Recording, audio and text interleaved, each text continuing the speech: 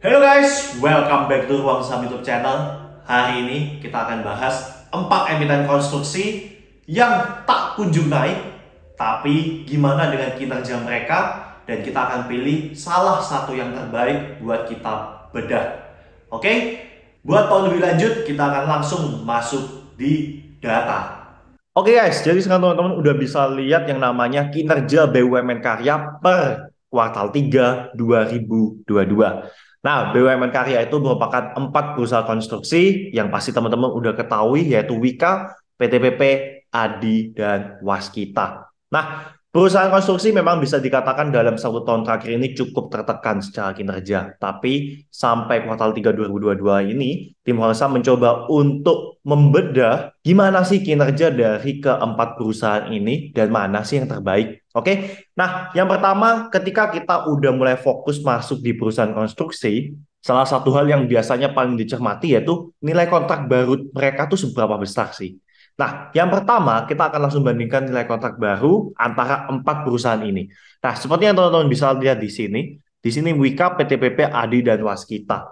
Oke, grafik biru merupakan nilai dari kontrak baru dan grafik oranye merupakan grafik untuk pertumbuhan secara year on year-nya. Nah, secara nilai, Wika bisa dikatakan memimpin. Tapi, kalau dari tim Hang Saham, sebenarnya kita jauh lebih suka untuk melihat pertumbuhannya. Ya, ketika suatu perusahaan punya pertumbuhan yang jauh lebih besar, ya overall itu bisa jadi tanda perusahaan itu jauh lebih bagus. Oke, let's say perusahaan kalian punya 100 T, kemudian dapat kontrak 200 T, berarti kalian naik 100%, ya kan? Nah, gimana dengan perusahaan yang jauh lebih kecil? Let's say mereka dari 10 T naik jadi 100 T. Nah, jadi bisa dikatakan pertumbuhan mereka naik 10 kali lipat. Kayak gitu. Oke, oleh karena itu tim Hang Saham akan jauh lebih fokus di yang namanya pertumbuhannya. Nah, di nilai kontrak baru bisa dikatakan Adikarya memimpin untuk perolehan ataupun pertumbuhan kontrak baru mereka. Oke, kemudian yang kedua, hari ini kita akan bandingin yaitu pendapatan dan pertumbuhan, dan yang ketiga yaitu laba bersih dan pertumbuhan mereka. Ya, nah secara pendapatan kita bisa lihat ya PTPP pendapatannya paling besar. Oke, tapi untuk pertumbuhan pendapatan masih dipimpin oleh Waskita. Di nomor 2 ada Adikarya, baru ketiga PTPP, dan yang keempat itu di Wika. Nah, ini berhubungan erat sama yang namanya laba bersih. Karena pertumbuhan Wika bisa dikatakan paling kecil, kita juga bisa melihat bahwa laba bersih Wika itu akhirnya drop. Ya, bahkan pertumbuhan mereka minus, dan bisa dikatakan Waskita meskipun punya pertumbuhan laba yang cukup besar, ternyata di laba bersih mereka juga laba bersihnya kecil, bahkan pertumbuhannya kecil banget.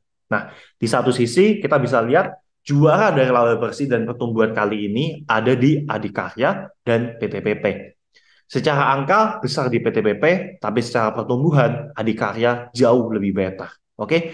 Nah, di sini tim Qualcomm juga udah nyiapin beberapa indikator ya, di mana kita bisa melihat bahwa cara gross profit margin PTPP paling memimpin, operating profit margin PTPP paling memimpin, net profit margin, ROA, ROE, bahkan sampai debt equity ratio bisa dikatakan PTPP itu paling oke. Ya, nah dan secara PBV yang paling rendah masih di PTPP. Oleh karena itu kita akan coba langsung bedah lebih dalam lagi ke saham PTPP. Oke, nah sekarang teman-teman udah bisa lihat chart dari saham PTPP ya. Overall, kita masih bisa melihat bahwa PTPP ini sejak awal 2022 di sini sampai hari ini mereka masih dalam satu tren sideways yang panjang ya. Tren mereka masih sideways panjang, bahkan sempat jebol di sini dan tentunya cukup berisiko. Cuma dengan kinerja PTPP yang cukup oke, seharusnya PTPP masih akan termaintain untuk berada tetap di atas 870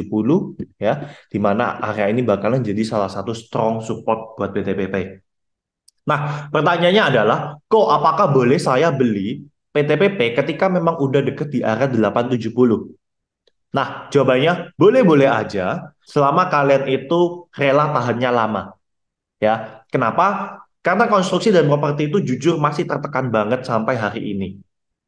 Dan kita masih belum melihat kapan keadaan ini bakalan berbalik, teman-teman. Ya, kemarin 1 minggu yang lalu kita sempat melihat yang namanya properti itu sempat pada rebound. Tapi overall, reboundnya hanya sementara dan mereka bisa dikatakan hanya melakukan technical rebound semata. Nah, PTBP overall kalau teman-teman mau beli buy on support, boleh. Cuma ya, kembali lagi, kalau dia jebol di bawah 845, teman-teman tetap harus out. Nah, kalau memang dia bisa rebound, overall kita masih melihat target pertamanya ke area 1000, baru kemudian dia bisa lanjut ke area 1075. Nah, PTBP sebenarnya bisa dikatakan kalau kalian beli ya low risk guys, low risk. Cuma kalian bisa holdnya itu jangkanya lumayan panjang loh guys. Let's say kalian masuk di bulan Mei kemarin, untuk sampai target resist itu butuh sampai bulan September.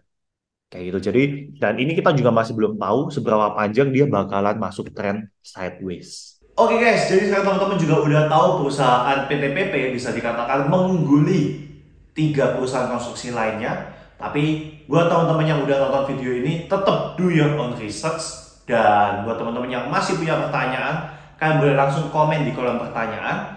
Dan buat kalian yang merasa video ini bermanfaat, jangan lupa untuk selalu dukung Ruang Saham dengan cara likes, subscribe, ataupun share video ini ke teman-teman kalian. Thank you for watching. See you on the next video.